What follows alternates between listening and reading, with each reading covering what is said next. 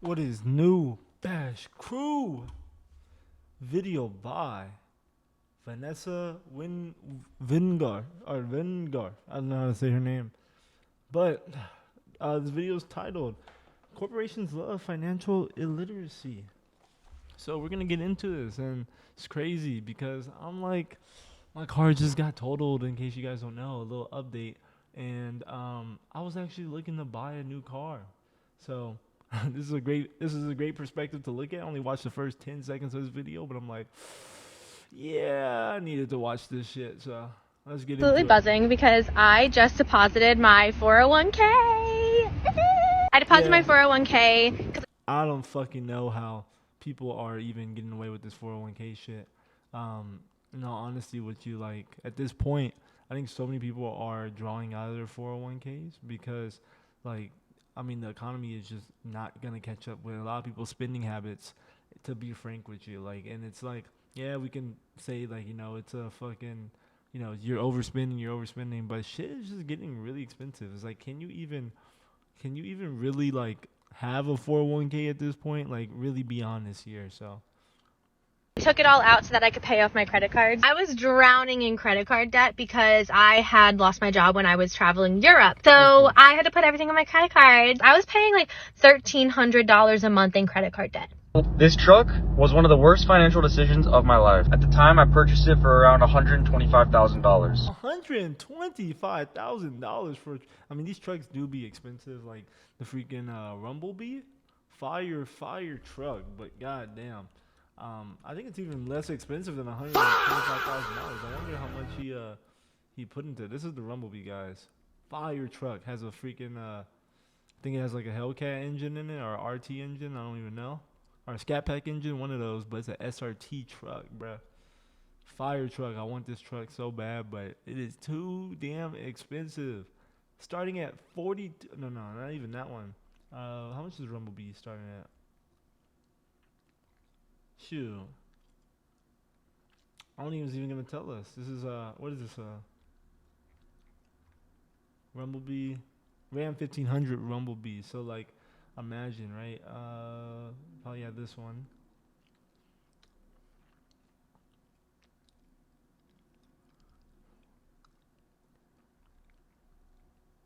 I don't think it's gonna let us choose it, but you get the gist. It's expensive as shit. But I don't know what type of truck this guy bought. I put down around $50,000 and my payment came out to around $1,375 per month. Currently, I still owe around $69,000 on the balance. Financial literacy in the U.S. has steadily declined. $69,000? That's a fucking college degree. $69,000. God damn. Over the last 10 years, with people failing to answer questions about borrowing and earning money. Questions as simple as, what is a loan? Did you have a loan on the car? No, ma'am. So you had no loan. No, ma'am. The car cost $1,700. That was the down payment. The whole price, it was like $7. So there was a loan. They financed it. Well, that's a loan. Oh, okay. You put down a down payment and the rest you took out as a loan. It was financed. You had to pay it back. Yes, ma'am. The finance company gave you a loan. Nobody gave me a loan because it was car payments on it. So only money that was given was To be fair, she knows that she's financing. She doesn't know what the term a loan is. To be fair, right? Just explain to her, hey, what you're doing is called a loan, right? Like, you don't gotta look at her stupid, but it's TV. Obviously, you're gonna dramatize it up. 1,700. Now, people in the audience laughed at her, but every year the TIA Institute does a financial literacy survey, and this year Americans answered only 47% of questions correctly on average, a statistically significant decline from the prior year and the lowest result in the survey's 10-year history. And the group that scored the lowest was Gen Z, answering only 38% of questions correctly on average.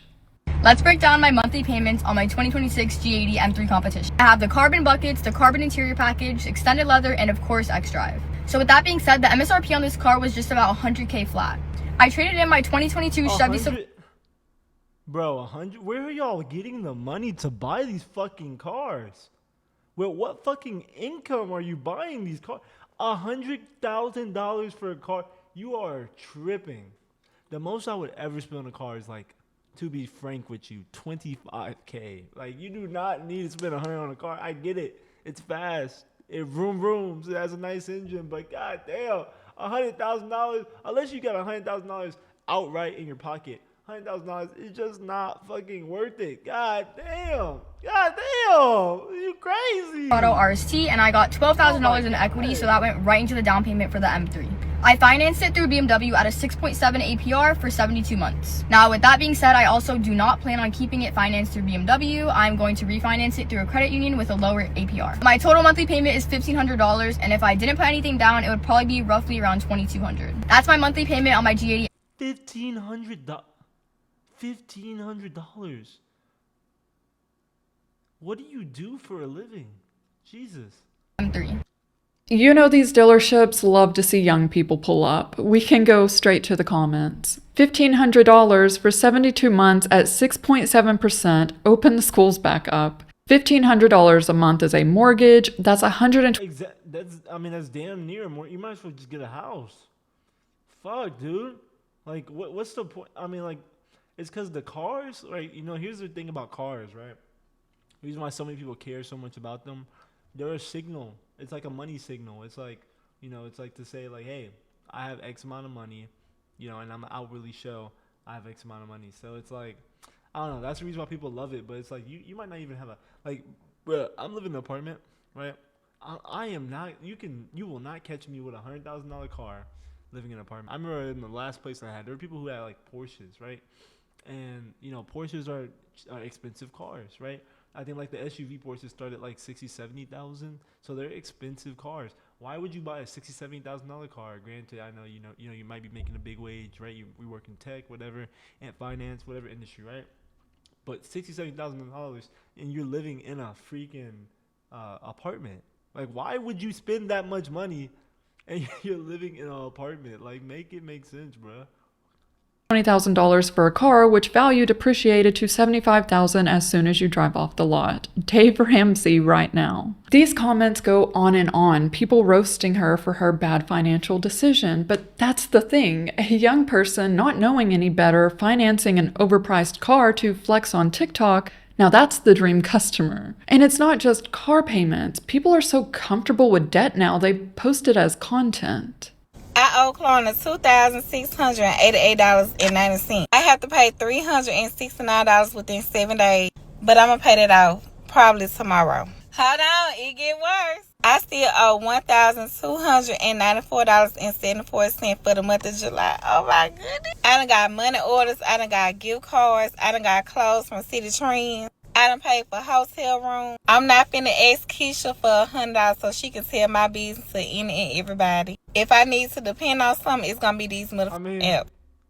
I mean, to be fair, lady, you just told any and everybody your business. I don't even know you. I know that you just spent like fucking $6,000 on Klarna. I don't even know you. Her justification for using Klarna is so that she doesn't have to borrow money from a friend and tell them her business, yet here she is telling all of us her business. Exactly. This only serves to normalize debt. It's okay, girl, the government is trillions in debt. I owe $200 on my credit card and $1,960 to Affirm. It's yours to spend, friend. Just keep a good balance so that it doesn't stress you out. Klarna has done some crazy marketing to make people believe that they're not a credit card company because what do you mean it's yours to spend? It's not your money, you're borrowing it. And of course, people bring up the national debt, which, if you don't know, just hit an all-time high of $39 trillion.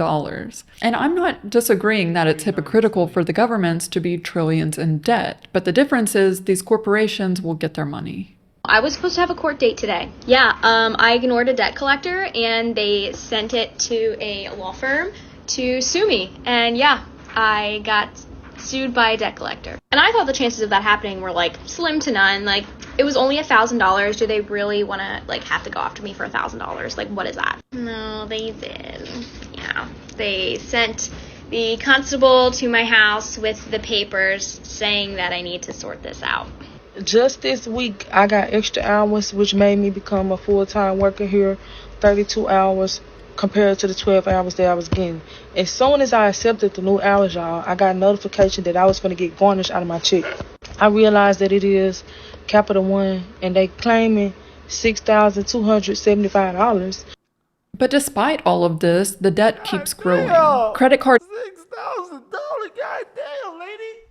Goddamn, I'm rooting for you, but goddamn, lady. debt now sits at a staggering $1.25 trillion, and roughly 13% of those balances were at least How does a credit card garnish your wages unless you've been to like small courts claim or something like that? How are they garnishing your wages?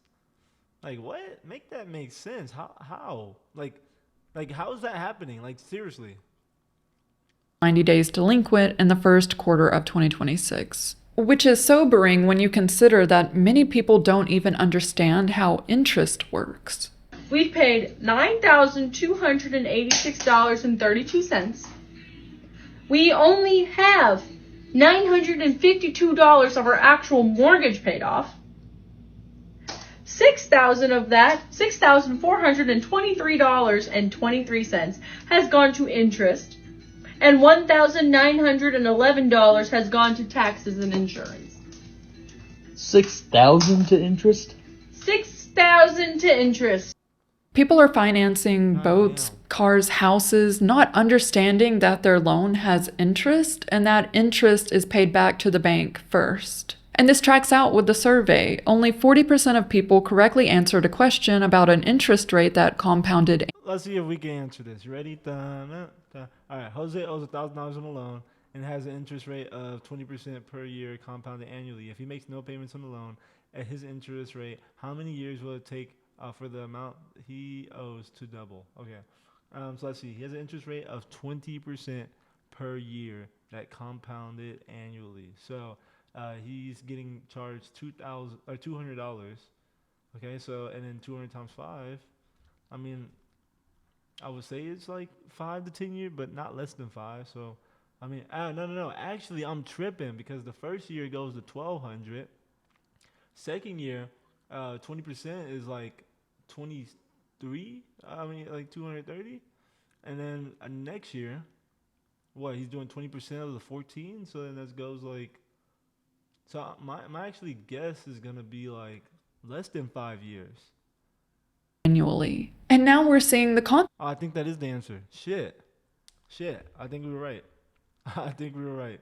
consequences. Young Americans who bought when house prices were at their peak. When you bought a house in your early 20s, but it ended up being your worst financial decision, and now you're 24 and can't leave because the equity is giving negative. So she's under the impression that after only owning her home for 3 years, it should have substantially increased in value. And that may have happened during the pandemic, but we're actually seeing home prices go down. Going to the comments, we see more of this financial situation she's in. The interest rate on her loan is 7%. The house is now worth $30,000 less than what she paid. And we also learned she bought at the high end of her budget, not realizing her payments would increase $600 within 2 years. Based on this post, I don't think she can afford her mortgage anymore. Owning a fucking house sounds like an absolute scam, right? Like fucking property taxes. Jesus Christ! Like what is America? It's like all these fucking companies, all the government, they all do these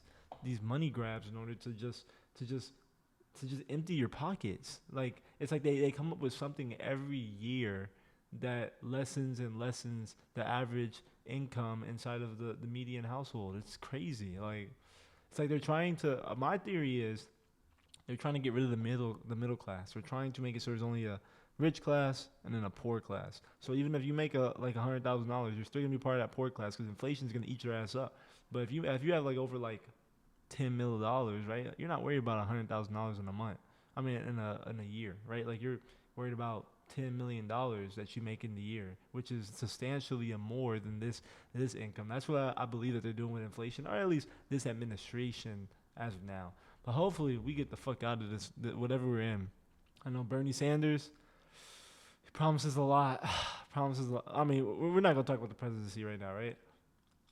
But she also can't afford to sell the house. And she's not alone. Many people are financing houses, not understanding that the mortgage is not fixed. It can and does increase. My wife and I bought our house end of 2024, so we've been here for almost a year and a half. And this has been basically our mortgage payment every month, $37.41.72. Our property taxes recently went up, exactly what it was, but yeah, that's our new amount right there. God damn. $45.36. So we went up taxes is a scam. Like, where's our money going to? It's just free money for the government to use because you're alive and you live in their country. It's a fucking scam. This whole system. $150 This shit don't piss me off. per month. Over $7,000 a year more. But yeah, this is how people aren't able to stay in their houses forever and lose their houses. Crazy.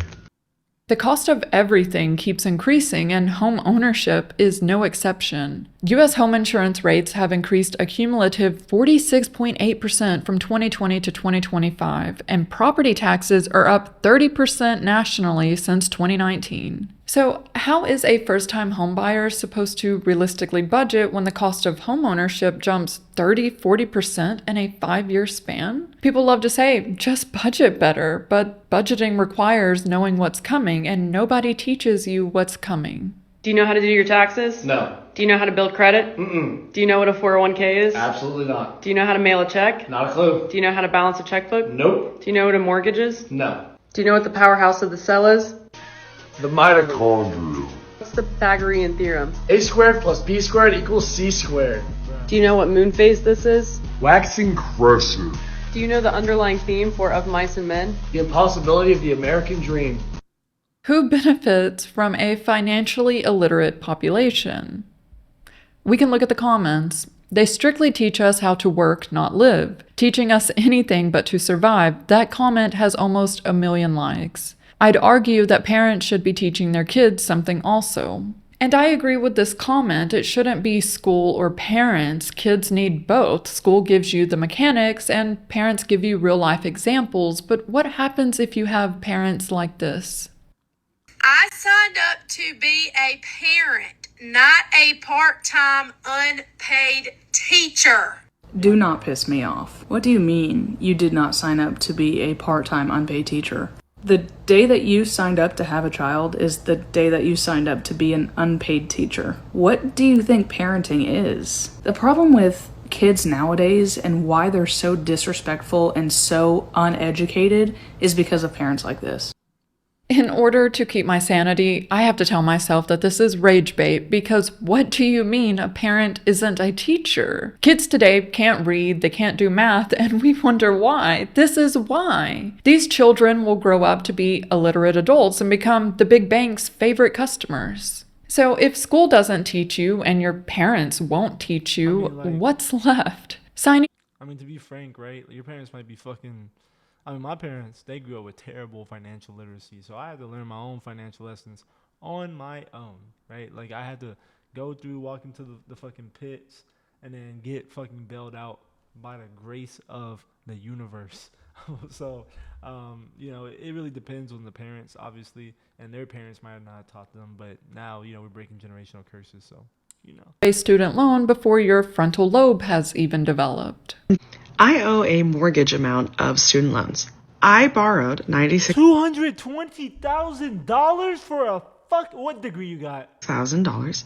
I have paid $165,356. She paid a good chunk, $46, and I still owe $220,810.73. I have a bachelor's degree and a master's degree. I am a PA, and I make good money. I'm not gonna lie. Unfortunately, that good money is still not enough to pay this, right?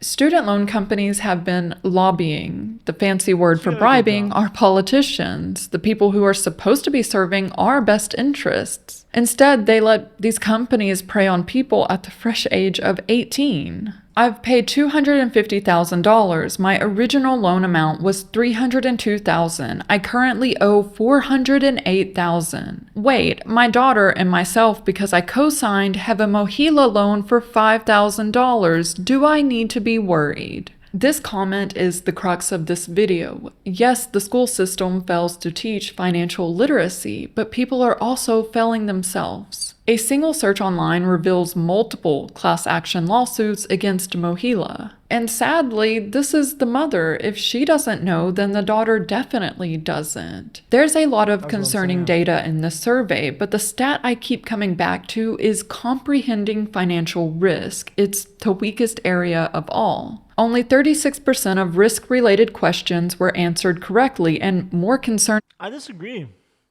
I think a lot of Americans are not they're financially illiterate, but I just think that a lot of Americans, they don't really care, because it's like our economy is fucked, and a lot of people have just accepted that it's fucked, and you're probably never going to get rich, or never be able to break the system. So a lot of them just decide, you know what, hey, my fucking, my degree's worthless, my job's not making enough, I at least might buy myself, it's consumerism, I at least should buy myself something nice and shiny while I get fucked in the ass. But that's my opinion. That's what I think. That I don't think that necessarily it's because a lot of people are financially illiterate. I think a lot of people know this shit's gonna hurt, right? They know it is. They just want the thing now. It's instant gratification versus than the number itself. The survey identifies risk as the one area where performance is consistently low across all generations, showing little improvement with age. Meaning, if someone doesn't understand compound interest, it doesn't improve as they age, which means it's a lifetime of corporations taking advantage of them. School should have taught us this, but two things can be true at once. School failed us, and by not learning, we are failing ourselves. The difference is one of those we can actually fix. Explaining finance. All right. Yeah. Financial corporations taking advantage of the financial illiterates. If you like what the video had to say, make sure you hit the like button. Join the Bash crew. I love y'all, and I'll see y'all, family. Deuce.